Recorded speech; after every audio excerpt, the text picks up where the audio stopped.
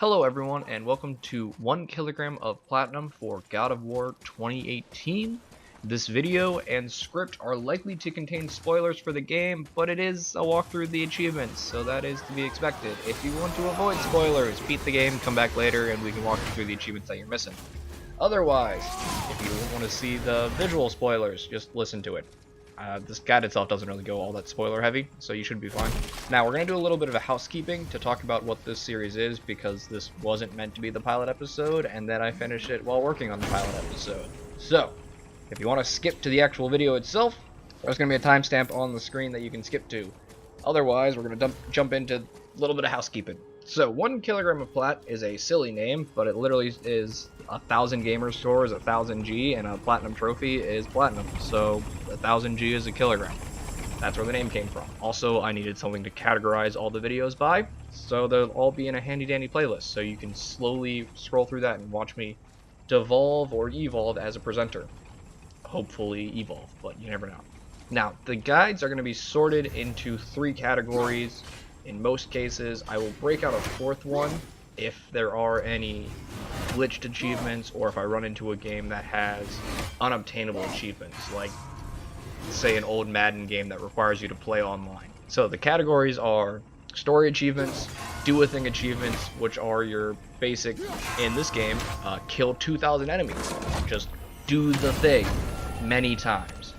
And guided achievements, basically your stuff that you will actually need guides for, and I will always provide guides that I have found useful for them, instead of making my own, because there are already people out there that make a living doing specific achievement guides. And there are people that try to make a living doing specific achievement guides, and they end up doing full game guides because they're not good.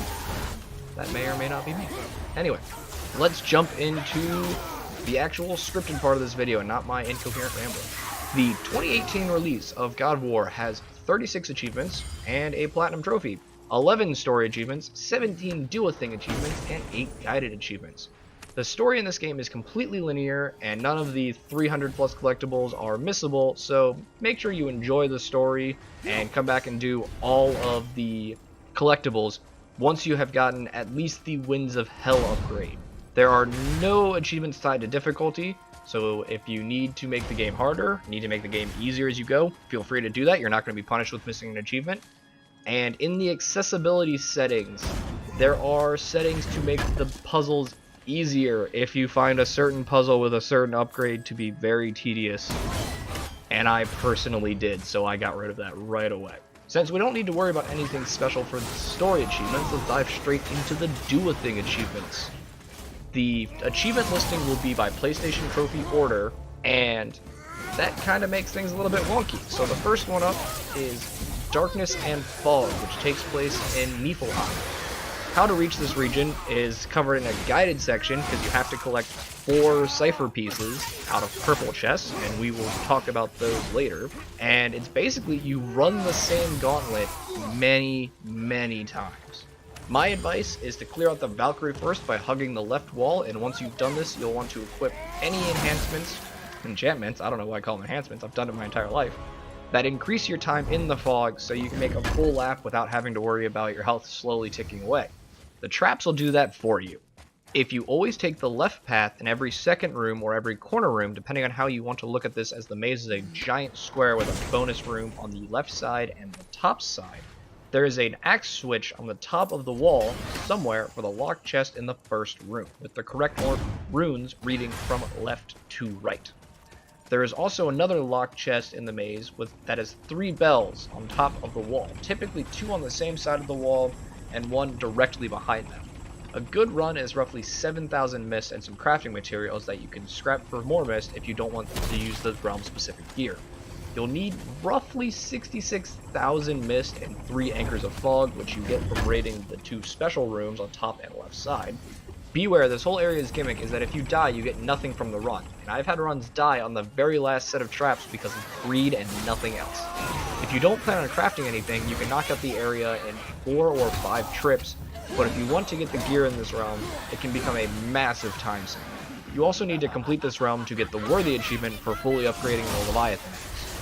Next up is the other bonus realm achievement, Fire and Brimstone, where you have to complete a bunch of specific challenges to progress until you reach the peak where you find a Valkyrie fight.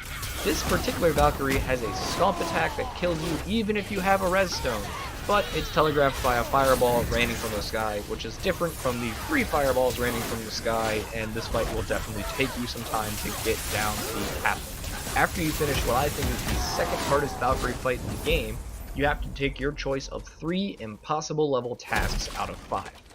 Just try them all, pick and choose the ones that you're most comfortable with. I think the easiest ones is the 2nd, the 3rd, and the 4th one, or the 5th one, depending on what you're good with. The first one is take no damage while killing 20 enemies. It's the roughest of the bunch. I did this as the second to last fighting achievement in the game and ended up getting 80 kills on the final challenge, which is you have to get at least 50 kills to complete the gauntlet. Just make liberal use of your grabs and your runic attacks and you should be able to blitz through this area fairly easily, unless the challenge calls for something different. Follow the challenge's rules and not mine. We have touched on this a little so far, but the next achievement is the Chooser of the Slain. Prepare to die, as this is the hardest combat challenge to appear in any God of War in my opinion. Defeating a single Valkyrie can take over an hour if they specialize in something you're not great at countering, like the one in Muspelheim. There are 9 Valkyries in total, and their locations are covered in the guides I linked to for the collectible. 8 of the Valkyries have unique movesets, while the 9th has the ability to use any move from the others, as well as removing the tail from the stomp attack. From the people I talked to, it's not uncommon to spend over an hour on the final Valkyrie fight. The difficulty setting is going to be your friend here, so use it if you need it. The final 2 do-a-thing achievements I'm going to talk about are Path of the Zealot and Primordial.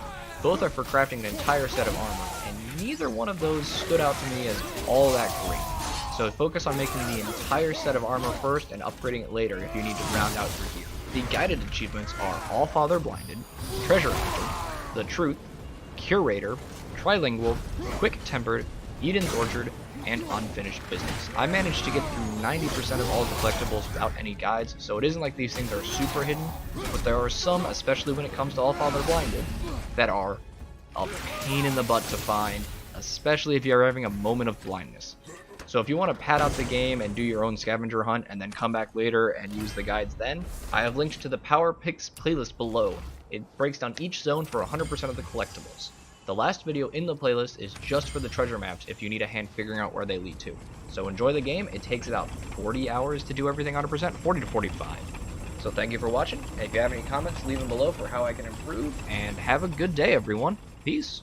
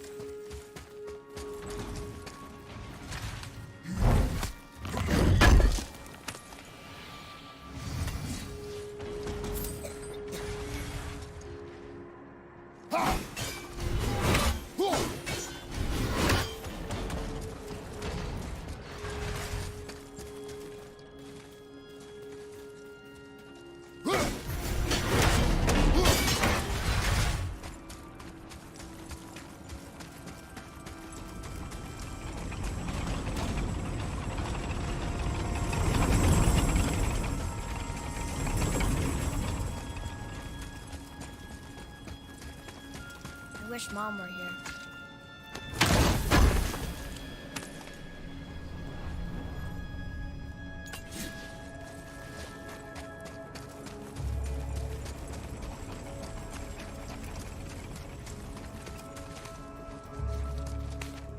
Huh.